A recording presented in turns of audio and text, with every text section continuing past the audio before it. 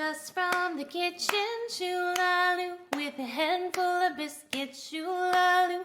Oh, Miss Mary, shoo-la-loo, fly away over yonder, shoo-la-loo. Just from the kitchen, shoo-la-loo, with a handful of biscuits, shoo-la-loo. Oh, Miss Molly, shoo-la-loo, fly away over yonder, shoo-la-loo. Just from the kitchen, shoo-la-loo, with a handful of biscuits, shoo-la-loo. Oh, Mr. Ryan, shoo-la-loo, fly away over yonder, shoo-la-loo. This is a really, really fun game, especially for the first weeks of school. So why might I teach a song? Well, first of all, it's just really fun.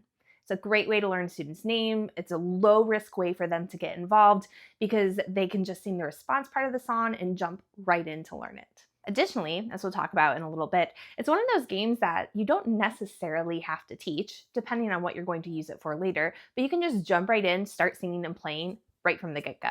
But aside from that, there are a couple of curricular objectives or musical elements you could extract from the song.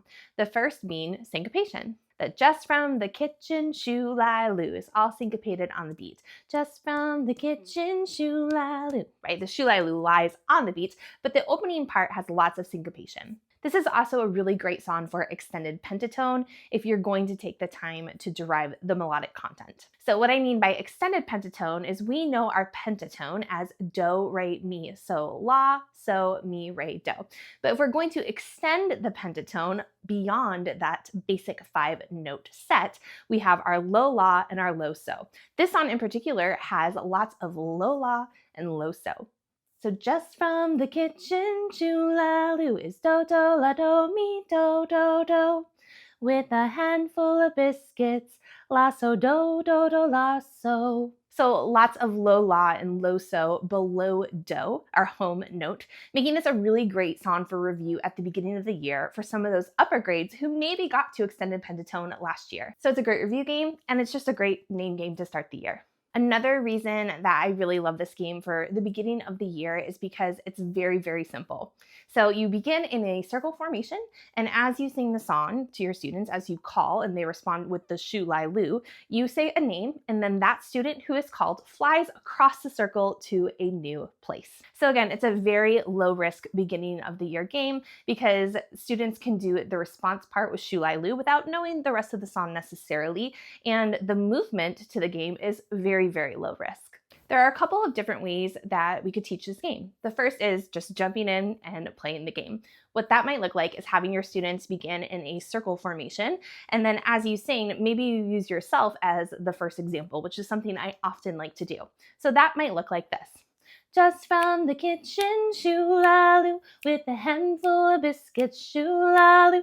Oh, Miss Anne, shoo-la-loo, fly away over yonder, shoo-la-loo. Something as simple as that will show students what they need to do. And then what I would do is look around the circle, find a student who seems like they're really actively paying attention, participating, maybe they're already starting to sing the shoo-la-loos, and then I'll just kind of look at them and nod as I'm singing and point for them to take their turn to fly across the circle.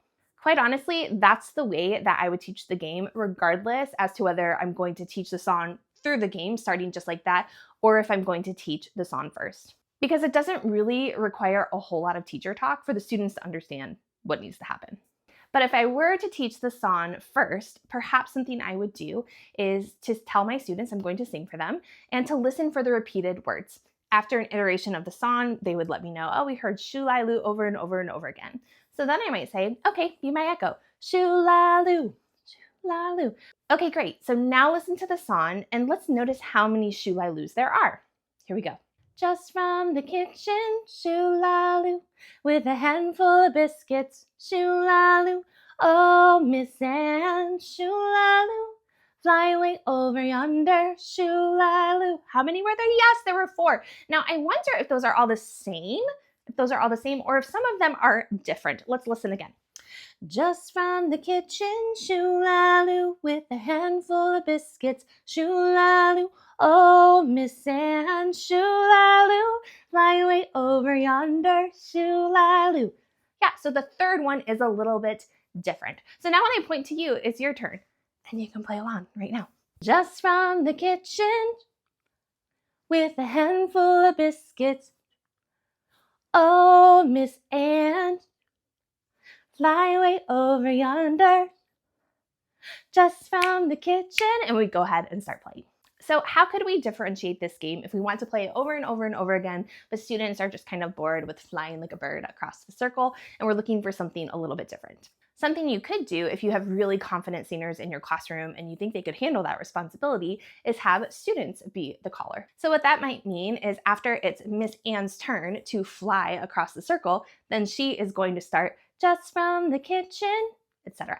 Another more simple way is for students to share what their favorite food is, and you can insert that into the next verse to have them choose their movement, and you as the caller can adapt your singing to whatever movement you might see. So if I say, "Oh, Miss Anne," and Anne starts hopping or jumping or whatever it might be across the circle, then I say, "Hop away over yonder," and then students get a little chance to show off their personality as well. Another thing you can do if you want to take away the responsibility of choosing whose turn it is, even if you're still going to be the caller, is to have students fly or move across the circle and then stand next to a friend, put their hand on their shoulder, and that is the next student who gets a turn. Now, you don't need the hand on the shoulder if the student who flies turns into the caller next, but this is a way that you can still give the students some choice and agency as you play this singing game.